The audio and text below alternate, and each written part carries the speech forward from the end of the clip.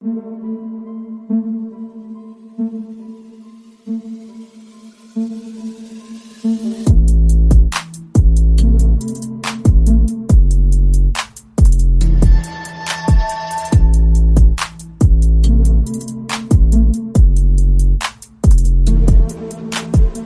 and welcome to the Peja Stojaković episode of the Hoop Theory podcast, aka episode 116, which is in honor of him being one of the best players to ever wear the jersey number 16. Recording this one on the afternoon of Sunday, June 1st in the year of our Lord 2025.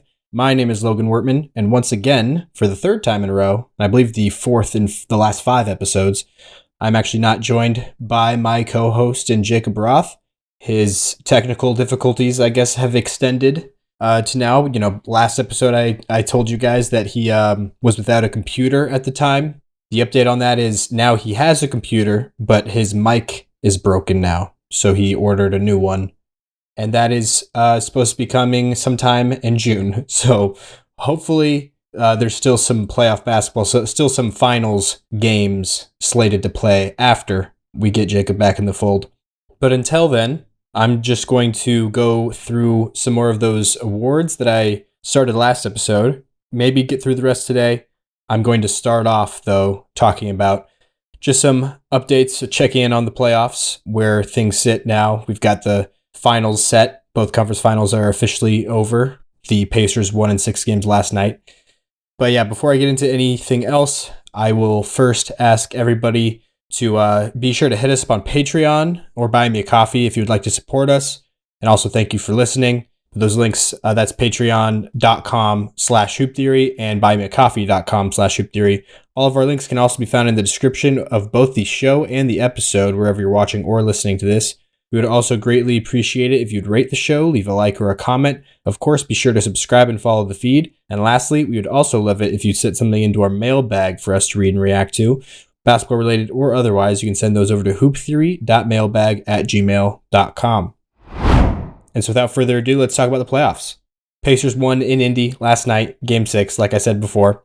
Tyrese Halliburton and Pascal Siakam both popping off for huge games, and then some bench contribution from the Pacers as well, mainly in Thomas Bryant coming in and hitting 3 threes off the bench when the story on him this whole playoffs has been them surviving the minutes when he's on the floor, with how disastrous that backup center spot has been for Indiana, because, they're missing a couple guys, actually. James Wiseman would have been one of the options there, but I think the guy that they would usually go with, and the most rock solid candidate as their backup center, is normally Isaiah Jackson, but he's also injured. I believe he tore his ACL, but I'm not sure what his injury was. I don't remember exactly. But yeah, Thomas Bryant being able to come in and knock down those threes. And then, so as I was saying, him surviving his minutes as the backup has been a struggle for them.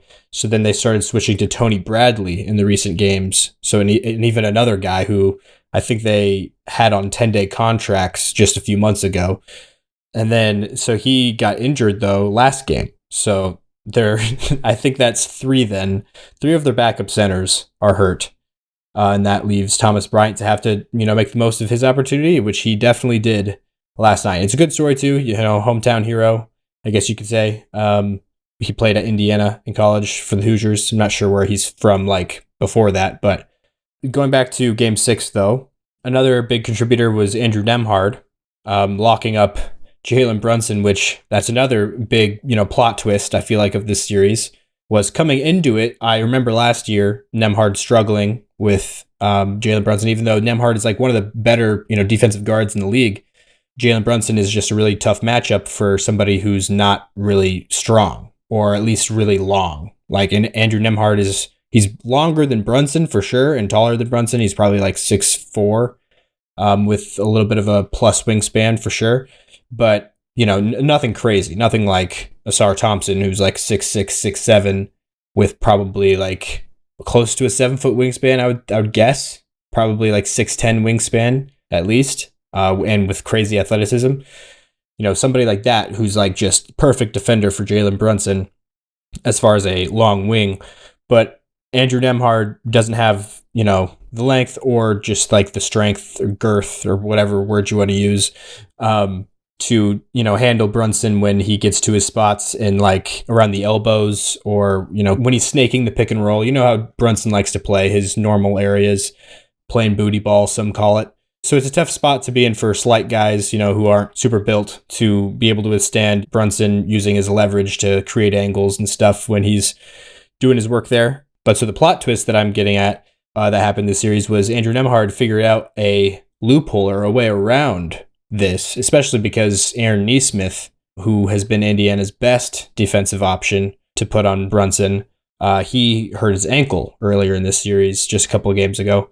So then he was less, effective against Brunson, and also you just don't want to play him as heavy of a minutes load in that situation. So then Nembhard had to step up and get more, possessions guarding Brunson.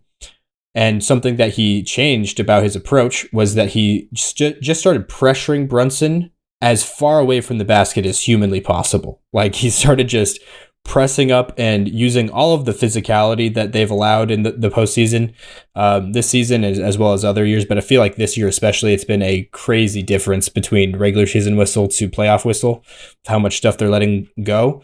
And, he's using that to his advantage, being able to just bump him and swipe at him at every chance he gets, trying to knock the ball away, even on like inbounds plays, just always just up in his business. And so he started doing that using the half court line as, a second defender, essentially pressing him up against the half court line and the out of bounds, sideline.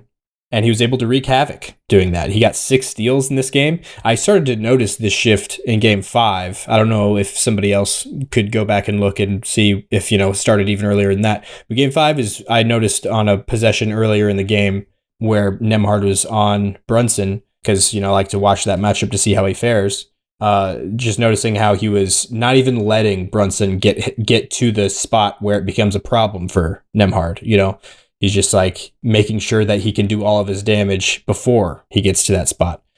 But yeah, so I thought that was an interesting detail and something that really came up big for the Pacers in this one to close this one out against the New York Knicks, who I just want to give, a little bit of flowers to the Knicks for making it this far and just doing everything. It's just wild that these were the teams we had in the Final Four, going based on, how we kind of thought these playoffs would go, with the Cavs and the Celtics being the only two teams that anybody was taking seriously out East. And then a kind of like large minority of people, I don't even know if it's minority, a large section of people who weren't even taking the Cavs seriously. So that just left, the Celtics as the only realistic team to come out of the East. And they ended up, going out in the second round.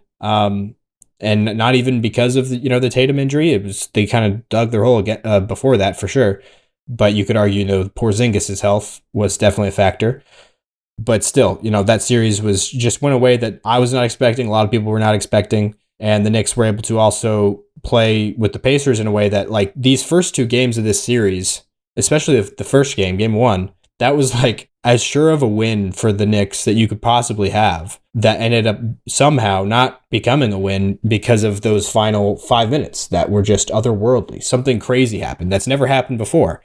It just completely broke win probability models, at the end of that game. The Knicks, though, is just, a great effort from them. Cat, I've seen some people starting to blame. I think it's just some section of Knicks fans that always want to have something to blame, even though I think the majority of Knicks fans are just happy that they are back to this spot, that they have a good team to cheer for. And it's a team that it's made it, to a competitive conference finals. It's just kind of a crazy spot to be at for the Knicks. And I think a lot of fans are just, very hyped and satisfied. I shouldn't say satisfied, but they're happy with being able to root for a team like that. But yeah, what I was saying though, Cat getting blamed for, and Jalen Brunson both getting blamed for being, stibs on defense. Like there's some validity to that, obviously, but their offense would be nowhere close to even making it even close to this point without those two, obviously.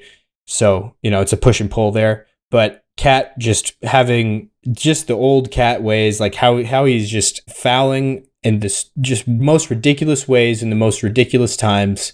And also that report that got leaked from the Knicks, people around the Knicks, like players and coaches, being frustrated with Karl Anthony Towns during the playoffs, and throughout the season because of defensive matchups or defensive schemes, rather, game plans that he was not executing. People being confused at like why he seemed to not understand the game plan at any point, or, just things that has always been a thing with Cat. Like his biggest critics, will often point at with him. The most frustrating parts about the Karl-Anthony Towns experience is just the ridiculous fouling and being out of position, just seemingly always on defense. This is something that I've said ever since episode 1 of this podcast in 2021, I think, or 2022, somewhere in there. Karl-Anthony Towns, I was doing the brain exercise of swapping Towns with Simmons because that was during Ben Simmons' holdout, him asking for a trade. I thought that they should trade Towns for Simmons, like mostly on the Sixers side, obviously. That was something I was suggesting because at the time there was like this weird drama about Cat being unhappy in Minnesota because I don't remember who got traded, but something happened, or no, they got fired. The Minnesota president of basketball ops before Tim Connelly got fired out of nowhere right before the training camp started. And then Cat, made this tweet that was like, what's going on, or I think it was WTF. I think that was the tweet, him showing some frustration or confusion. And so then people started talking about trade ideas for Cat. And I thought that, swapping him and Simmons would be interesting, and thought about Cat playing alongside Embiid. And this was before Towns ever really played alongside another center in the NBA. He was always looked at as like, that's the 5, and he can't switch onto the perimeter. So therefore he has to play 5. You can't play him at 4 since he can't switch. But that was something that was very early on with my, theorizing, the reason why I called it hoop theory. And that was that Cat would be a actually viable 4-man and would actually provide more defensive value than he ever could as a 5-man, or that he does in that current role. But with the only condition being that he has a rim protector alongside him at the 5.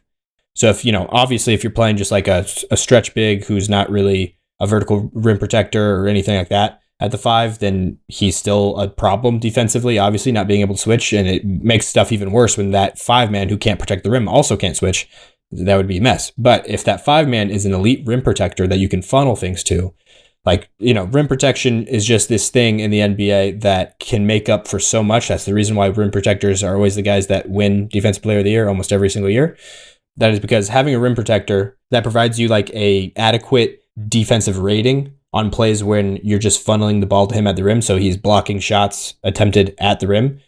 When that is like a viable defense, then obviously you don't need guys to be perimeter stoppers. You don't need guys that can stay in front and switch out on the perimeter as much. Obviously it helps. And the Rudy Gobert paradox, like how in the playoffs he gets exposed because they built their entire roster with that idea that I just explained in mind, that they're like, we don't need perimeter defenders. We have Rudy Gobert.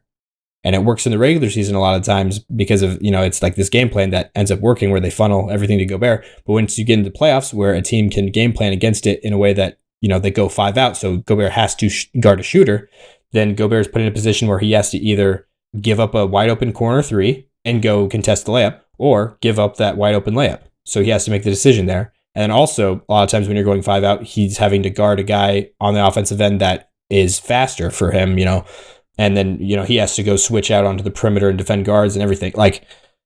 That's what made that game plan kind of crumble. And also the thing that made that even worse, and what is, I think, a big part to be placed on Rudy as the blame for that is, you would think like the counter would be, well, just aggressively punish that team for being small when they go 5 out by, having Rudy like just dominate the offensive glass and score inside. And he was never really able to do that at a level that counteracted, the thing that they were giving up on the other end.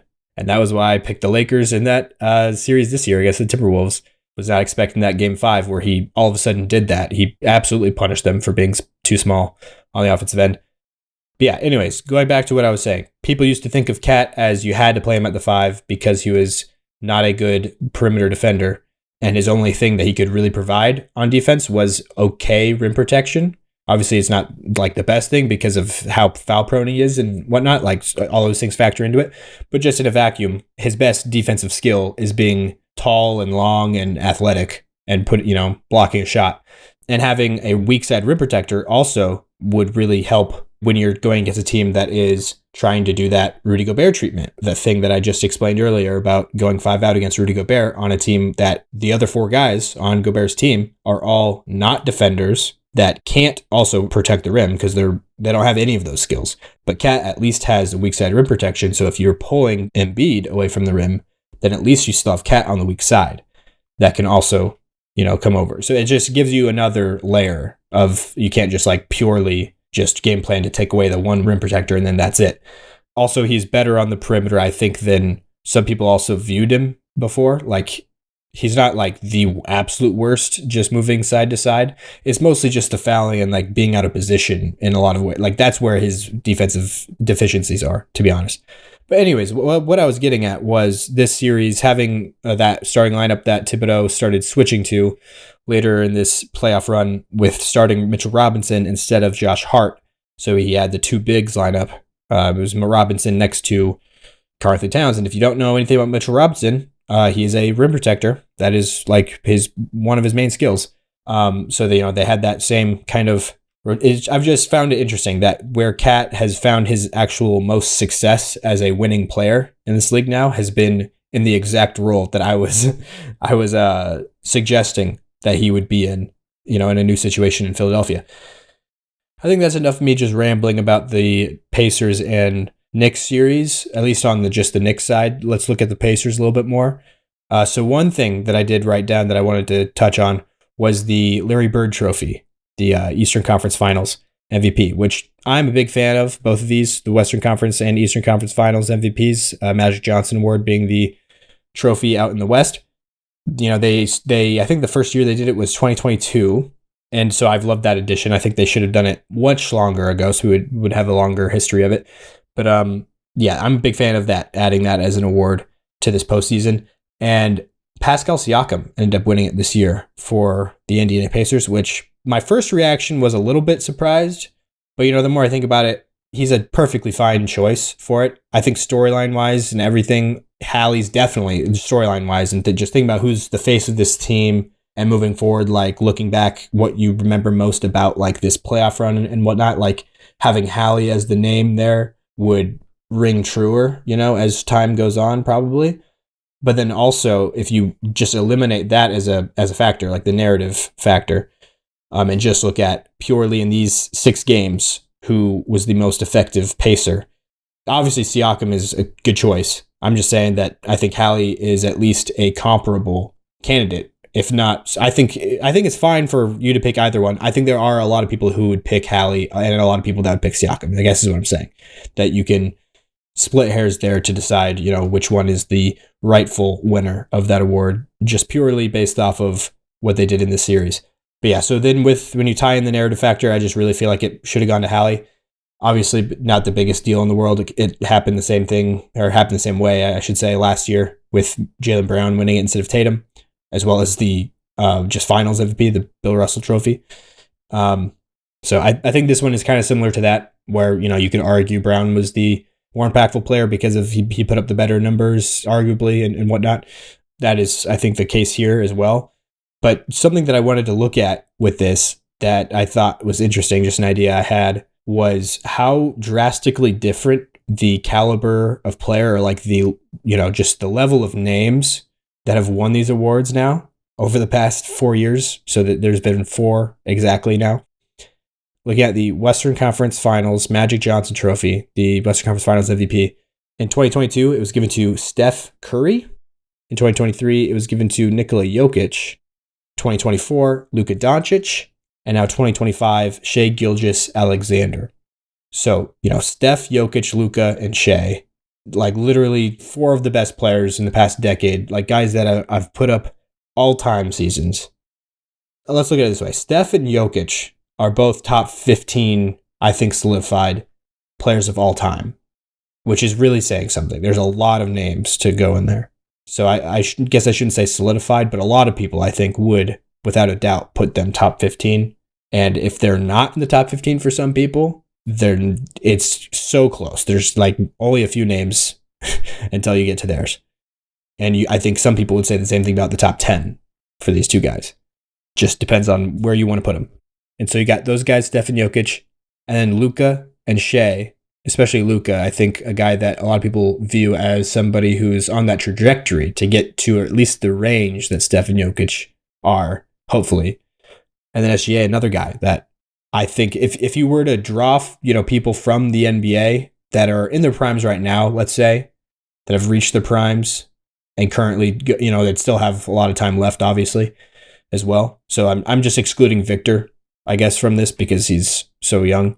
But even if you want to add him, I guess, if you want to pick guys from the league now who you think will end up there in like a draft format, if guys that could end up top 10, like who still have their careers left to get there. They're not there yet, but they will get there eventually. I think Luka and Shea are two of the top 3 or 4 at least, or at most, I guess I should say, picks. I think they're both above Tatum for most people. And then, I guess Wemby would be the other one. I apologize if I'm forgetting somebody, but I'm just trying to explain how great those 4 names are. It's just kind of a ridiculous standard. And then when you flip it and look at the other conference, I think it just paints the picture so well of how drastically different the level of competition has been in these two conferences in the past several years, really past couple decades for the most part, but especially these past few years, how just much better the West has been.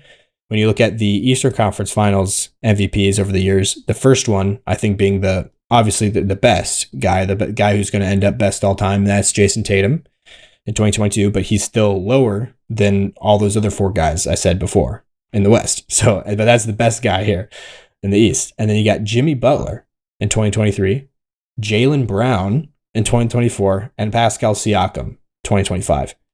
Literally the last 2 guys are guys that most people would agree are not even the best players on their team. So just kind of a crazy comparison there. But the other detail with this that I want to touch on was Hallie stepping forward. I haven't seen anything like on Instagram, I guess, yet, so I don't know what the people think, I just saw an article that mentioned it. But yeah, I didn't think anything of it outside of I don't think he was all that mad about it. It didn't seem like he was. Hallie just seems like the type of guy that's just going to be happy for his teammates, but also he has crazy swagger through the roof, crazy confidence about him all the time. And so he, in the clip, if you didn't notice it, looking at the award ceremony that they did after the Eastern Conference Finals had completed, he's starting to kind of slowly walk forward a little bit out of the group of players standing behind Lisa Salters, or not Lisa Salters, Ernie Johnson was the TNT host for it. And so he starts announcing Eastern Conference Finals MVP. And before he gets to the name, Tyrese Halliburton is starting to step forward. And then he says Pascal Siakam, and he stops and kind of, just takes a step back and immediately just, starts cheering and rooting on his buddy, his guy, his teammate. Didn't look sour or anything like that for sure. But I think some people, again, like I said, I haven't seen what anybody has said about it, but I would imagine people are probably clipping that and looking at it kind of like how the Celtics thing last year, they were people were making some sort of deal about how Tatum didn't smile or something for Jaylen Brown when Jaylen Brown got awarded the Eastern Conference Finals MVP. I just feel like there's probably going to be a similar narrative, or has been a similar narrative to that, seeing as this happened last night. And things move that really quickly. And all that stuff probably happened on Twitter last night. But yeah, that will do it for checking in with the playoffs. I will move on now to get to the awards. But before we pick up where we left off, I did want to touch on one thing that I just forgot for some reason when I was going through it. The All-NBA, I did not look at the other vote getters, the people who didn't make it on one of the 3 teams, but they end up getting votes. I did make a comment, I remember, about how there was very few of them. I would think that there's usually more. I'm pretty sure there's usually more than 9 or whatever there are, but I didn't actually read them. And so to look at that, there's Alperen Şengün as the top vote getter who did not make it on a team, which he was on my 3rd team when I made mine. I think he was my 5th name, so very last guy out of the 15. But he had 6 second-team votes, 40 third-team votes. He had 0 firsts. I don't think, nobody who didn't make it on any of them. Well, yeah, we know this for sure because the top 4 guys on the first team got 100 of the first team votes, all 100 of them. So there's not a lot of first team votes left over when Donovan Mitchell, who's the fifth guy, had 61. So that means there's 39 first team votes to go around to everybody else. And literally all of those 39 were spread across the second team and then one player on the third team, that being Cade Cunningham, with 6 actually. So he actually had more than 3 of the people on the second team. But moving on to the second player that did not make it on the third team, that being Jaren Jackson Jr., who was another guy that I had on my third team. I believe I had him third on the third team. But he had 1 second team vote and 52 third team votes. But like I said last episode, Memphis fans should probably be very happy about that because what it means for them building their team moving forward, in the long term. Being able to keep Jaren Jackson Jr. on a much more reasonable deal than, whatever, like $70+ million annually is what he would probably be up for if he made, All NBA team, which would make him eligible for a Supermax contract. And that also happened. I didn't mention this last episode, but the thing that I was saying the Memphis Grizzlies fans should be celebrating is the one thing that the Oklahoma City Thunder fans should not be celebrating, should be sad about. It's kind of unfortunate.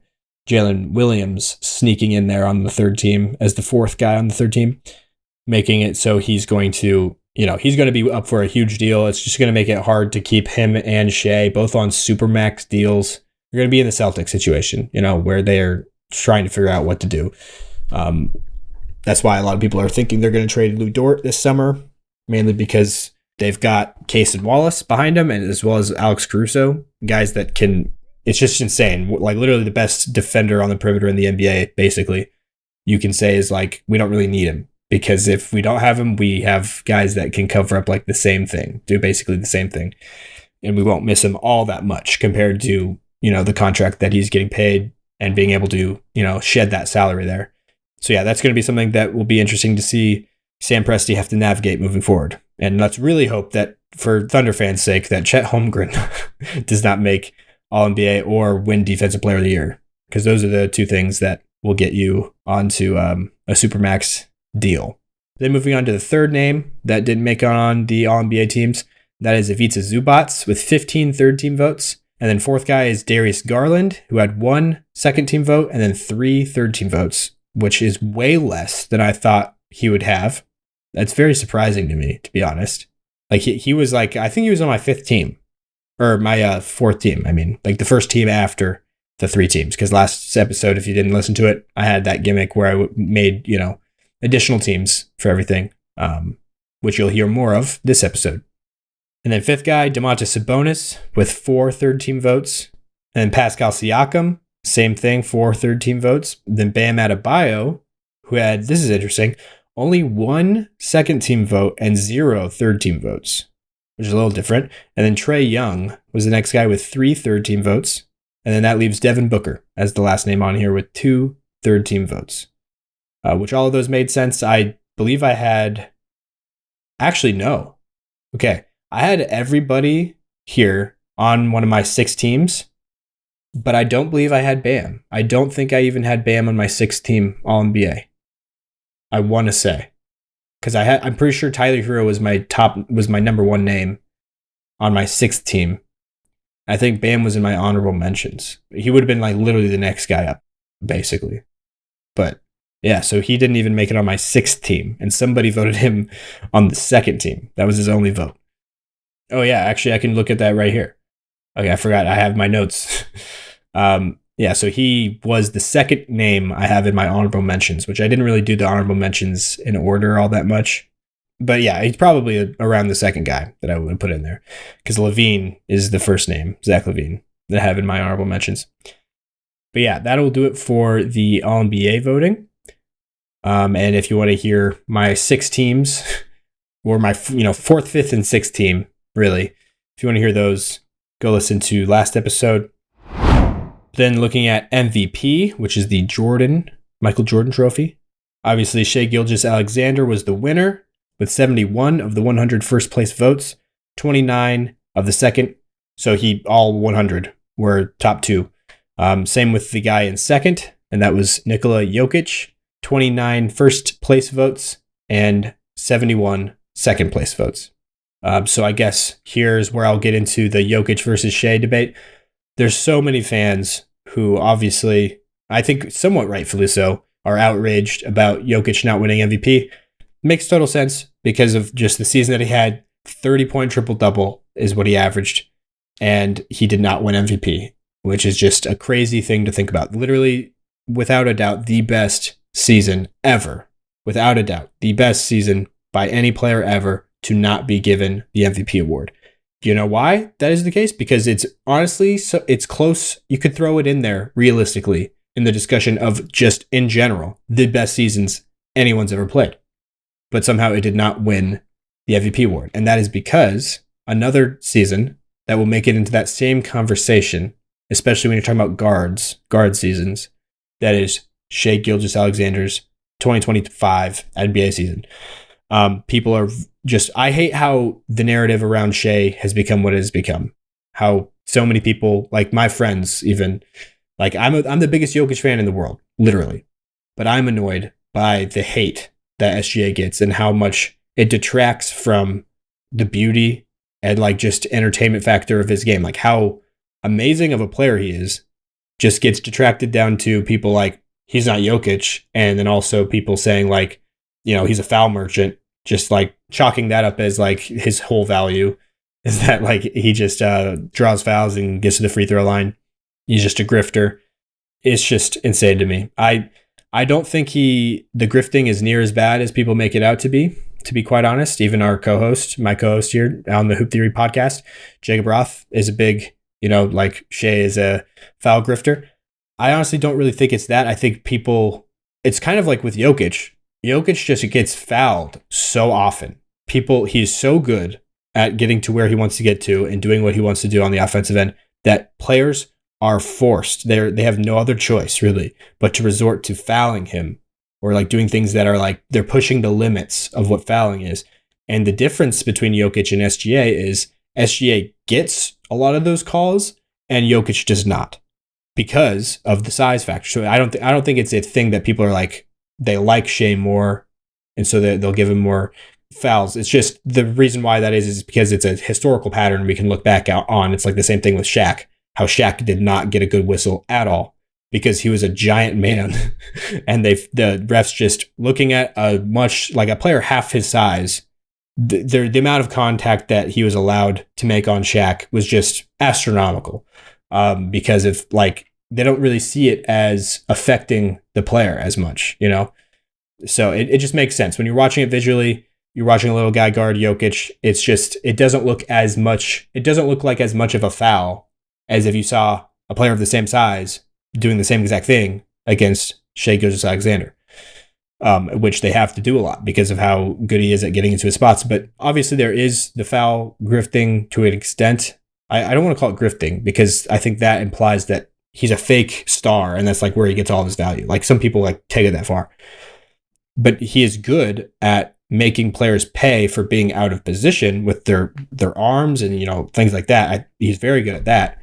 Obviously, there's a few plays that you can throw in there that are like, yeah, that's clearly should not have been a defensive foul, borderline an offensive foul, the way that he pushes off of him and stuff like that. There's plays like that for sure, but it's not as drastic or as common as people would lead you to believe.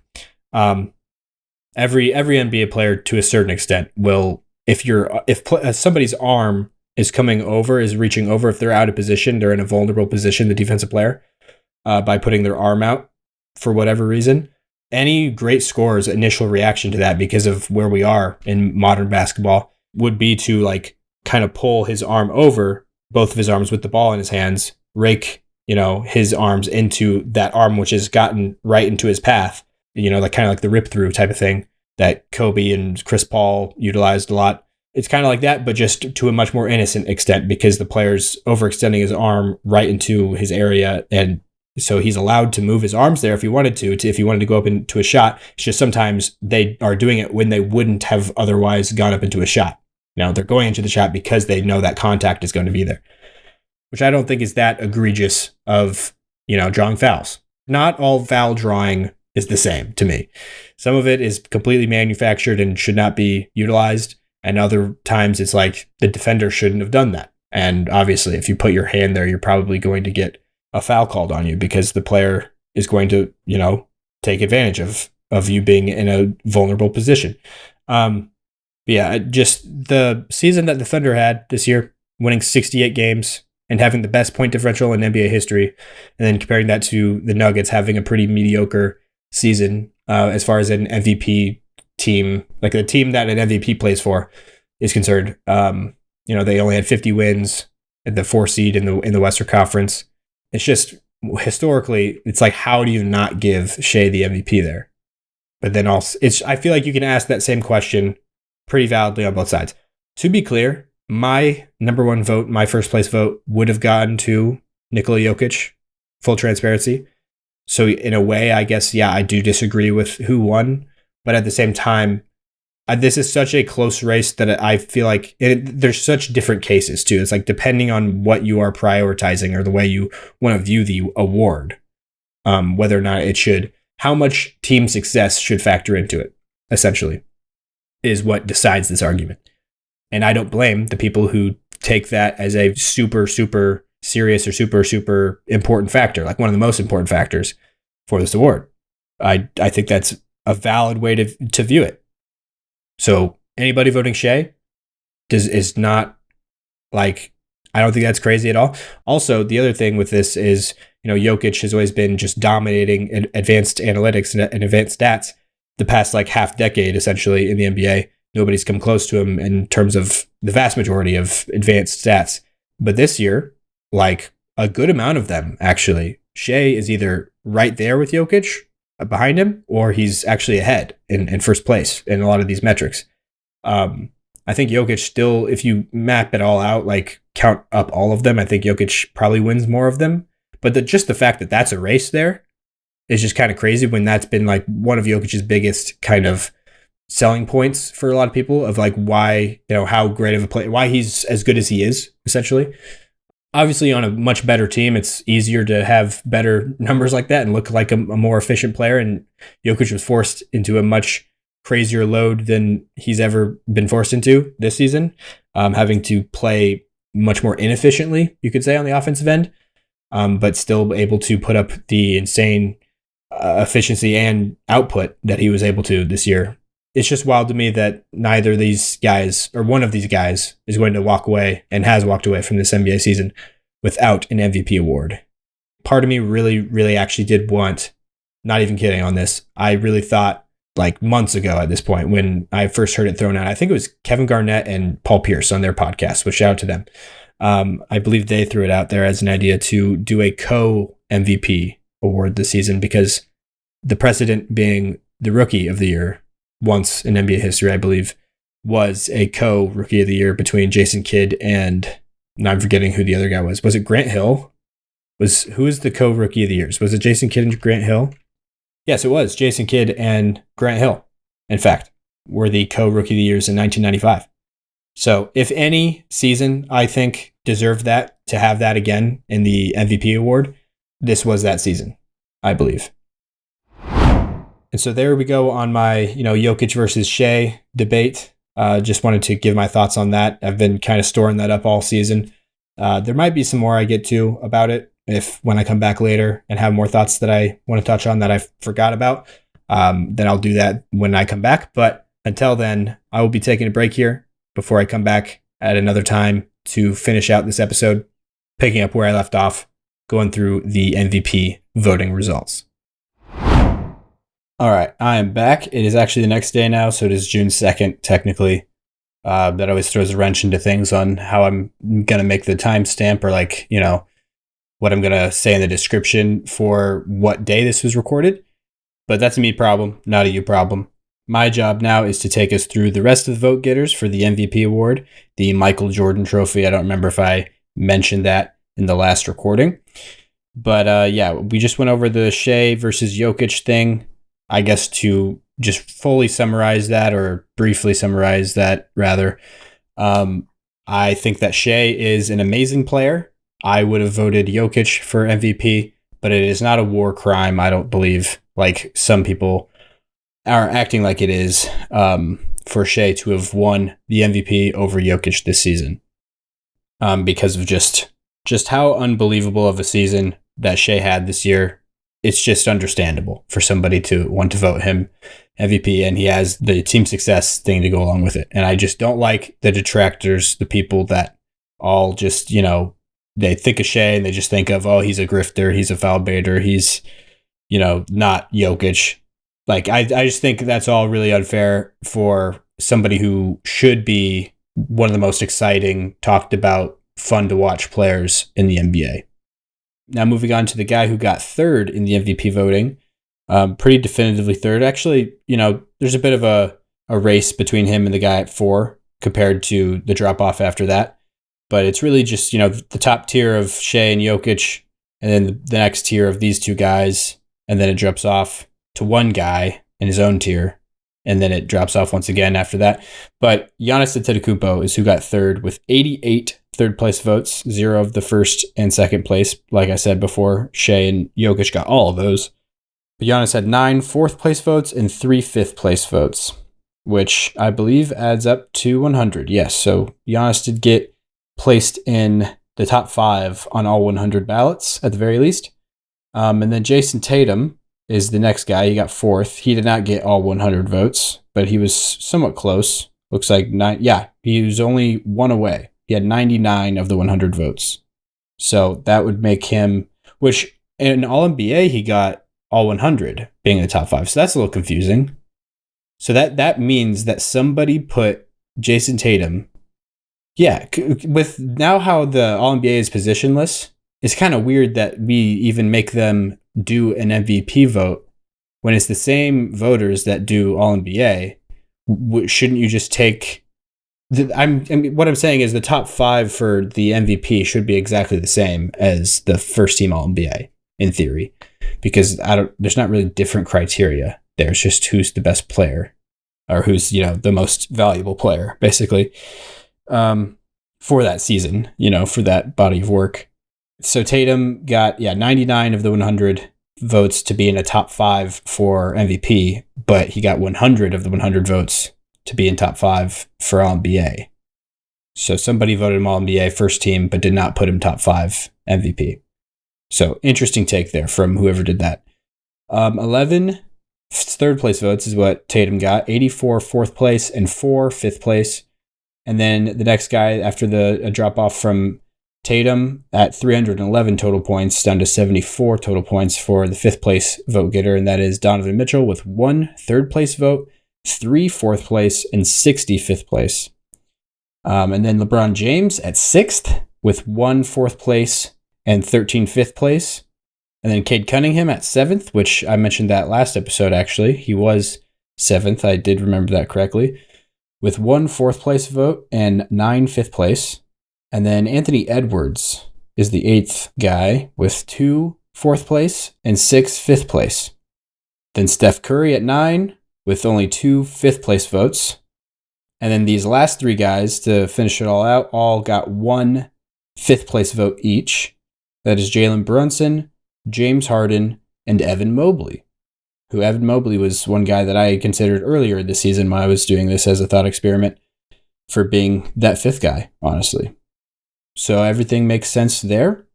And like I said, my top 5 for MVP is the same as my All-NBA, because to me, that's the same question that you're looking at. And that is Jokic as number 1, Shai Gilgeous-Alexander as number 2, Giannis Antetokounmpo at 3, Jason Tatum at 4, and then the 5th place was the harder one because that top 4 is very solidified. But the 5th place I gave to Donovan Mitchell. Next guys up I thought of were Ant Edwards, Steph Curry, Evan Mobley, LeBron, and Cade. So everybody that got a vote. And then Brunson is literally the top guy on my 3rd team. So that's everybody that got a vote except for James Harden. The one James Harden stray was one that I did not account for. But he ended up making 3rd team All-NBA, James Harden did. I had him on somewhere. Okay. When I redid my notes to match who actually made the All-NBA teams, I moved it around. So I don't remember if he was the 4th team or the 5th team. I think he was the 4th team. Pretty sure I had James Harden on the 4th team for All-NBA. But there we go with that. That's the only real difference that I really have there. And so that'll do it for the Jordan Trophy. On to the Olajuwon. That is the Defensive Player of the Year award, as well as the all-defense teams. We'll look at those as well in this segment. Starting off with the DPOY, Evan Mobley got first in that for the voting with 35 first-place votes, 32nd, 23rd. And then Dyson Daniels at second, 25, 17, 21. Draymond Green with 15, 20, and 19. Lugens Dort at fourth with 11, 12, 18. And then Amen Thompson at fifth place with 9, 12, and 12. Ivica Zubac at sixth place with 4, 4, and 2. That's kind of interesting that more people put him first and second than put him third. But like a lot more people didn't even put him top 3 at all. And then Jaren Jackson Jr. had 1 second place vote with 6 third place votes. And he was the 7th vote getter, it looks like. Quick counting. Giannis Antetokounmpo ended up 8th, and he had 1 vote total, and it was a first place vote. He had 0 second and third place votes, which is kind of an interesting result. I don't think Giannis is a bad candidate for this at all for like third place. Number 1 is a little wild, but Toumani Camara is the next guy at 9th with 0 first place, and then 1 of each of the second and third places. And then Bam Adebayo at 10 with 1 second place vote.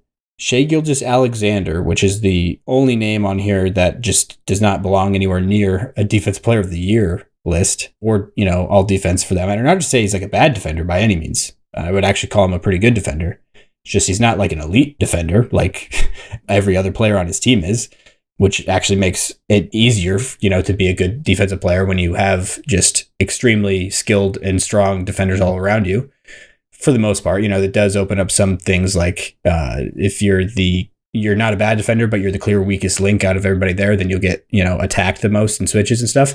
But having a back line of guys that like can fill up all the holes and rotate and recover and stomp out any fires, with their skill in rotating and helping and everything. And you're all just so long and active, like it helps you put up a lot more better defensive statistics for sure when you're out there with those guys. So, but anyways, not to detract from Shai like a lot of people do, but just on the defensive end, there's just a few NBA voters and writers every year that like toss out weird love to Shai for being one of the best defenders in basketball, which is just, I don't know where that comes from other than just blindly looking at the steal and block category and thinking that's the only thing that defines defense. But anyways, yeah, he got a second place vote, 0 first, 0 third. And then Derek White with the same exact thing. And then Rudy Gobert is the last guy who got a vote, and his was just a lonesome third place vote. So yeah, all of those guys reasonable picks other than the Shai one, like I said. And looking at how my list compared, my top 5, I guess I'll give my top 3 since that's how they vote for DPOY. My top 3 would have been Evan Mobley, Amen Thompson, and Draymond Green, which is a slightly different order than what we just looked at, because Draymond Green, well, that's actually the same. Draymond was third, but the guy who got second in real life was Dyson Daniels, who I actually had 5th, which top 5 is all like, it could go really any order for me, even number 1. Like the guy who I have at 5th, Dyson Daniels, might as well be number 1. Not even a joke. But yeah, so I had Amen Thompson at 2 instead of Dyson Daniels. And then looking at my first team, obviously you've got those 3, Mobley, Amen, and Draymond. And then I've got Lou Dort at the 4th spot and Dyson Daniels at the 5th spot.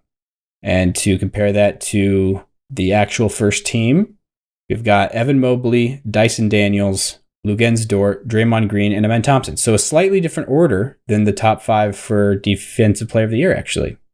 Which this is a little bit more understandable since there's only 3 spots on the DPOY ballot instead of 5, like for MVP. So it's not exactly the same as voting for defensive teams. But Draymond got 4th on all defensive votes, but he got 3rd in Defensive Player of the Year votes. Lugens Dort being the one that flip-flopped with him. And then Amen Thompson 5th both times, Evan Mobley 1st, and Dyson Daniels 2nd both times as well. And then Ivica Zubac got the top spot on the second team, and he was 6th, I believe, in Defensive Player of the Year, which, yes, that is the case. Jaren Jackson Jr. was the next guy on the second team, and same thing for him. He was 7th. Giannis Antetokounmpo was the guy who got 8th, though, on Defense Player of the Year, and he's not here on the second team at all. Jalen Williams is, though, at the 8th spot, or the 3rd spot on the second team. Toumani Camara at the 4th spot on the second team, and then Rudy Gobert rounds it out at the 5th spot. So it does break convention a little bit there, though. Toumani Camara is the 9th spot, though, in Defensive Player of the Year as well. But then the 10th spot was Bam Adebayo, and Rudy Gobert was all the way down at 13, actually. But he actually ended up with the 10th most votes for all defense. And then other guys who received votes, we've got OG Anunoby as by far the top vote getter who did not make a team. And he was one that actually, I at one point was considering him for my first team. Well, yeah, I definitely was, because he's the top guy on my second team. Yeah, I literally have him 6th. So that was a bit of a surprise, actually, that OG did not make the second team, but he was close for sure. So he got 49 total points, and Gobert had, I guess, 65. So it was a little bit of a gap there, actually, more than I thought. But still, he had 2 first team votes and 45 second team votes. Gobert had 3 and 59. And then Bam Adebayo was the second guy who did not make a team, who was on here. 1 and 16 for him for the first and second team votes. And then Derek White is the next guy. Giannis Antetokounmpo shows up here as well. All of this makes sense so far until we get down to this next one, who is the 5th guy off. And that is, once again, Shai Gilgeous-Alexander. And he actually, wow, he had some representation here. He had 1 first team vote and 10 second team votes. I'm surprised there's that many people that think that he's an all-defensive player. Over literally like his teammate, Cason Wallace, who's much further down this list. That's just a little confusing to me. But Jaden McDaniels is the next guy on the guys who just missed the all-defensive teams with 10 second team votes. Dylan Brooks is the next guy up with 2 first teams and 3 second teams. Jarrett Allen with 4 second teams. Anthony Edwards is in a 4-way tie here with all the guys who got 3 second team votes. The other guys being Brook Lopez, Miles Turner, and Cason Wallace, as I previously mentioned. And the last 2 guys who received votes both got just 1 second team vote each, and that was Jalen Duren and Josh Hart. So yeah, all these guys I considered, other than Miles Turner and Brook Lopez, did not really consider them all that much, I don't believe. Yeah, and then Shai, obviously. Like I've already said that a billion times at this point. But look at my teams, though. For my second team, I had OG, Toumani Camara, Triple J, Ivica Zubac, and Rudy Gobert. So pretty similar, just OG's the only one swapped out, and he was swapped out for Jalen Williams, to be exact, from the Oklahoma City Thunder, who I actually had as the second guy on my third team. So I had somebody over him there as well. But to give you my third and fourth teams that are based on who actually made the first and second, so I'll have to swap in OG and take Jalen Williams out as a candidate for my third and fourth teams. But so then doing that, I have OG as the top name on my third team, and then Jason Tatum as the next guy, who is actually the top guy I had in my third team before. It's insane that he got literally no votes, 0 votes for all defense. That's just kind of wild to me. I think he's Boston's best defender, you could argue. Most important. Like, he does the most different thing. He has the most wide-ranging role. He's the most versatile. And yeah, he just has a lot of impact on that end. It's kind of surprising that he doesn't get as much love for, like, in terms of like two-way guys, like a star on offense who is also great on defense. Usually you see Giannis, get all that love, which he deserves. But then Shai is another guy that he gets love, like a lot of love for being a two-way player. But I'm not even saying he's not a two-way player, but there's like much better guys that are like, they're literally stars on both ends. Like Shai is not like he's not a game altering or like a, just like this menace on the defensive end outside. Like, he has a couple good skills on the defensive end that he's really good at, which is blocking shots for a guard and getting steals on runouts. But like a lot of that, the reason why he's able to sell out for steals and like going into passing lanes is because of the insane shape-shifting monster of a defense that lies behind him. Like, it's just, I don't know. It's something that I just don't think people really think about quite the right way. Tatum, on the other end, is like an integral piece. Like he's the reason Boston's defense is really good. They're not like an elite defense quite anymore. I mean, they border on that, I would say. I think they're a top 5-ish defense in the league, so I guess you could call that elite. They're not very close, though. There's a clear separation between them and OKC, I guess is what I'm trying to say. But Tatum's literally the centerpiece of their defense. So I don't get that quite as much. He's clearly, I think, a more impactful defensive player. Anyways, though, Bam Adebayo is the next guy on my third team as the third guy. And then Derek White, another Celtic to be represented on my third team. And then Jaden McDaniels. So all those guys did get some love in the voting. And then my fourth team has Giannis leading it off. So I have Tatum over Giannis for defense this season. To be quite honest, I mean, I don't know if I feel all that strongly about that take. Now that I'm thinking about that, I don't know if I really believe that all that much. I think that it should be close at least, but Giannis might be just over, like in a vacuum, the more impactful defender. But it's a close race for me. Tatum, I just thought just did so many things for them this year that I thought he deserved more love, but we're splitting hairs here, I guess. Giannis, though, is my top guy on the fourth team. Dylan Brooks is the next guy. And then KCP, another guy who didn't get any votes this year for all defense. I have KCP as the third guy on my fourth team, mainly just because it's just crazy that there's no Orlando Magic representation in the all defensive candidates when they were literally, I think they finished, were they second? They were at least close to finishing second for defensive rating in the NBA this year. Let me check Cleaning the Glass on that really quick, which it's not completely raw defensive rating. It filters out garbage time, but that's where I usually like to look for these types of things. Let's see here. Who had the second best defense in the league? Yeah, it was Orlando. Orlando finished with the second best defensive rating with 109.9, which was a 0.6 points per 100 ahead of the third best defense being the LA Clippers. So Boston, just for a fact check on that, yeah, Boston is fifth. So they finished fifth this year in defense. But yeah, I just thought that somebody on the Magic had to be included. And also KCP, I think, is the clear defensive specialist on their team, out of all the guys there. Other than Franz Wagner, I guess, but he didn't make the cut games-wise for game awards, He was ineligible for the number of games.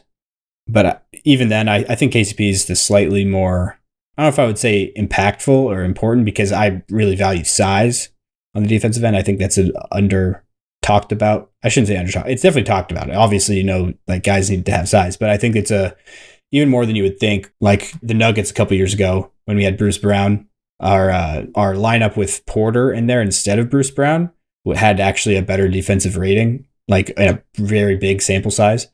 I think it wasn't just because Porter's necessarily the better defender, but there's just a lot of value to defense that comes from just pure size that people don't really even think about sometimes. It's a bigger factor than I think people even think. How much you can make up for, even if you're a slow-footed big man who's a defensive liabilities in some contexts, you can still provide a lot of good defensive value when you're put in the right spots because of how big you are. And that's a thing that can be said more about big guys than small guys. There's less of those avenues for maintaining value on that end for smaller guys, if that all makes sense. But that is my fourth team, rather. Giannis, Dylan Brooks, KCP, Jared. Oh, yeah, I didn't even say the rest of them. I stopped at KCP because I went into a whole little thing about him. Jared Allen, though, is the next guy I have from the Cleveland Cavaliers. At the fourth spot on my fourth team. And then Josh Hart rounds out my list. So both those guys were also guys that got votes for all defense. So nothing surprising there. And then for my all defensive honorable mentions, I had Jalen Duren, who was another guy who got a vote, and then Jaylen Brown, also from the Celtics. He's another two-way guy on that team. Drew Holiday would have been a guy that's close. I can't remember. I think he's ineligible, actually, now that I think about it. Maybe not, though. Now that I'm looking at my ineligible list, I don't see his name on here. But he might have been close to the line. But there's just some people, especially with all defense. It doesn't come up near as much with All-NBA or MVP, because those players that are candidates for that, often you don't need to worry about them reaching 20 minutes like played in a game. But for guys that are defensive specialists, a lot of times those are guys that you might bring off your bench, or some nights you might go for a different look if, they're not as good of shooters or something like that. They just don't get as long of a leash in terms of their minutes. So them sliding under the 20-minute mark is a much more of a realistic danger, and it will happen sometimes. And then they won't end up with as many games played on there for what qualifies as a game played in the awards eyes, I guess, because you need 65 of those. So there's some guys that I wanted to look at as victims of the rule. And yes, I actually do have Drew Holiday in here. He's just he's like on the line of the header, so he's not down in the list with everybody else. For some reason, I decided to do that. But Drew Holiday, the reason why I have him and where I have him is because he's kind of in between. So I had a list of guys who are just ineligible because of injuries. So they're guys that I don't really feel like they're victims of this new, games rule, because I felt like they just didn't play quite enough to qualify on most years, because they didn't reach the very close to like the mark of games played that people would usually vote for people. That was Wembanyama, Asar Thompson, Alex Caruso, Anthony Davis, Jalen Suggs, Chet Holmgren, Isaiah Hartenstein, Daniel Gafford, Herb Jones, and Derek Lively II. So all those guys I felt like were definitely players that I would have looked at for my third or fourth team, or even first and second, especially for Victor Wembanyama. He would have been the favorite to win Defensive Player of the Year. And then all defensive ineligible. So I have Drew Holiday in between.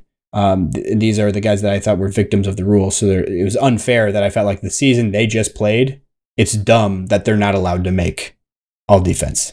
That's what I kind of thought of for this. Like, it's crazy that they played this number of games and this amount of minutes, but they still somehow missed the mark. So Drew Holiday, I have him in between since he didn't actually play 65 games total, but he was very close. He played 62 games at 30.6 minutes per game. But, that only maths out to 62 total award games. So he missed the mark by 3 games.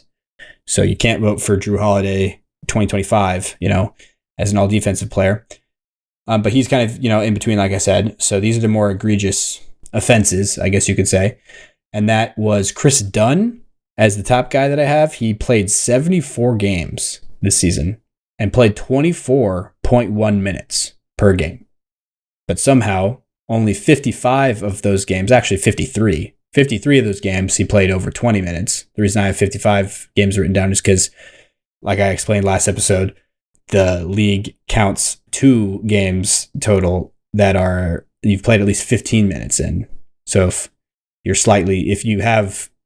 can add in 2 more games if you've missed games, missing the 20-minute mark, in those games. Like, if 2 of those were in between 15 and 20 minutes, then you can count those, but you can't count more than 2. It's very confusing. I probably shouldn't even add that in here because it probably just confuses people.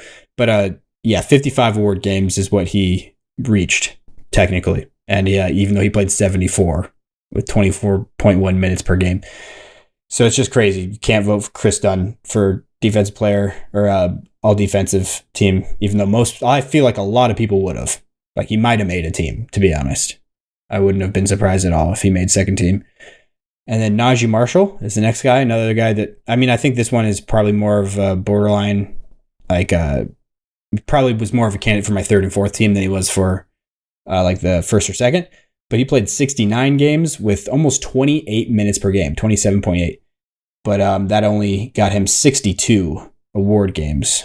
And then Jonathan Isaac, this one is a little bit less egregious just because he didn't even average 20 minutes per game, but he played 71. He only averaged 15.4 minutes a game, but it only got him 13 eligible, award games.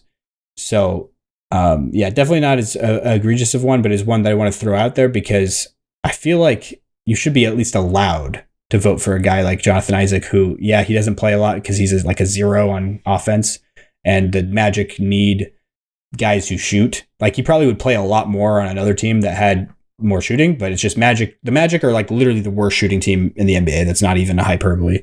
So they can't afford to just roll even more guys out there that don't bring anything in terms of adding space on the offensive end. But and they have enough defense as it is. So it's like Jonathan Isaac's a little bit redundant. But when he's out there, he's a menace, one of the best defensive wings who can switch 1 through 5 like in the entire league. And then Isaiah Stewart is another guy who came in off the bench, played less than 20 minutes, but very, very close. 19.9 minutes per game for him. 72 games played, but only 32 of those counted for the awards. Derek Jones Jr. is the next guy. This is back to ones. I didn't really go into specific order on here. I'm starting to notice because these two last ones are actually more egregious than the past 3 have been, really. But yeah, like I said, that's Derek Jones Jr., who played the most games here at 77. So he literally only missed 5 games on the total season. He played 24.3 minutes per game. So even more than Chris Dunn in terms of games played and minutes. And he ended up just barely missing the line with only 63 award games. So that's the most egregious one here. Feels like he should be able to be voted for. There's just no way that should be a rule that Derek Jones Jr., the season he just had, should not be eligible for all defense. There's something just going wrong here, if that's the case. And then that brings me to the last one, who is a similar thing. And I actually spoke too soon about the Derek Jones Jr. one, as when I said he played the most games out of these guys. This last guy actually did. Keon Ellis with 80 games played. 80. And somehow he averaged more minutes per game than Derek Jones Jr., but ended up with less award games. Probably because after the Fox trade and everything, he started playing a lot more, and also the coaching change. So before, he was playing barely any minutes at the beginning of the season, so he had a lot of games that didn't count because he didn't reach 20 minutes, obviously. But as the season went on, then he started playing a lot more in those games, so it brought his average up more, but he didn't end up with as many games that he played over 20. But yeah, 80 games played, 24.4 minutes per game, 56 award games is what it comes out to. But yeah, Keon Ellis, one of the best defensive backcourt players. Like I would have had him in here over, for sure, Josh Hart, probably Jared Allen also, and probably KCP. I would say, but that's where it's starting to get close. But I would probably have him in my top 4 teams, to be honest. But anyways, that'll do it for defense, that was actually both. I did both the Defense Player of the Year and all defensive teams. So there we go. That was the Olajuwon Trophy. Now on to the Auerbach Trophy, named after Red Auerbach, of course. The Coach of the Year is the next one we'll look at. And this one I'm not doing teams for, obviously, because that would be weird. I don't even know how I would do that. Well, now that teams are positionless, it actually is much more of a one-to-one comparison. You actually could do that because you don't need to think about who slots in where. But just didn't feel right to do it that way. So I just did a ranking. I gave my names that I felt like were worthy of being considered. I don't remember who's on the voting, though. Let me look at that really quick. But I have 7 names written down. But I actually included more names than got votes. Because it's voted on kind of like Defensive Player of the Year, where it has 3 spots to vote for. But for some reason, a lot less people got voted for. So there's only 6 total names that people thought of, which is kind of interesting. And especially when the guy who got first place, he won the whole thing, didn't even get all 100 votes to be top 3. But then yet somehow there's only 6 names total that got one of the 3 votes. That's very confusing to me. I don't know how that works. Also, one of the 6 guys only had 5 votes total. He had 5 third place votes. Where are all these other votes going? It's just kind of confusing. The order of the voting, though, Kenny Atkinson got first, 59 first place votes, 33 seconds, and 7 thirds. JB Bickerstaff out of Detroit got second, so kind of funny there. Just flip-flopped. He was the coach of the Cavs last year. And he got 31 first place, 44 seconds, and 18 thirds. Ime Udoka from Houston at third, 7 firsts, 13 seconds, and 39 thirds. And then Mark Daignault at the 4th spot with 2, 7, and 10. And then Tyronn Lue at 5th with 1, 3, and 21. And then JJ Redick is the last guy who got votes. Like I said before, he got 5 third place votes. So I had all of those guys in that exact order, actually. No, I lied. I just lied. I had Mark Daigneault second, and JB Bickerstaff I had fourth. So I flipped them around. I still had Ime Udoka third. I had Kenny Atkinson one, obviously the guy who won it. Ty Lue I had fifth, who was the fifth guy there, and I also had JJ Redick sixth. But the one name I wanted to throw in there as another guy just to consider that I thought like should have been on the fringes of, at least of the discussion was Chauncey Billups in Portland, just because of how that team overperformed expectations this year and had just a fun culture that kind of started to develop there this year in Portland. I'm excited to see where that continues in the future. So yeah, that'll do it for the Auerbach Trophy, Coach of the Year. Now on to the West Trophy, named after Jerry West, the Clutch Player of the Year. This is one that, as the years have gone on, since it's not really been years, but as time has gone on since me and Jacob on an episode like over a year ago, at least, probably close to 2 years ago now, discussion we had on the pod, an argument where we argued about the importance of Clutch Player of the Year. I still agree with my take on it from the standpoint of like being somebody who is a Clutch Player of the Year candidate is like what's making him a candidate is more important or more valuable to a team than like Sixth Man of the Year. Like I still believe that. Just look at the candidates for each of those awards. It's clear what is the more impactful player. But I also I do kind of agree though that like I like Sixth Man as an award more, but I feel like that's a different discussion than the one we were having. But yeah, Clutch Player of the Year is just an award that I almost am like when I first thought of the idea, I just thought it was like something we would need to get used to, and it would start to grow on me, and I would be like, oh yeah, it's because I liked it in concept, I guess. But every year I'm just still like, when I look at it, I'm like, I don't even want to think about that. Like, why do I care? I want to think about the other awards.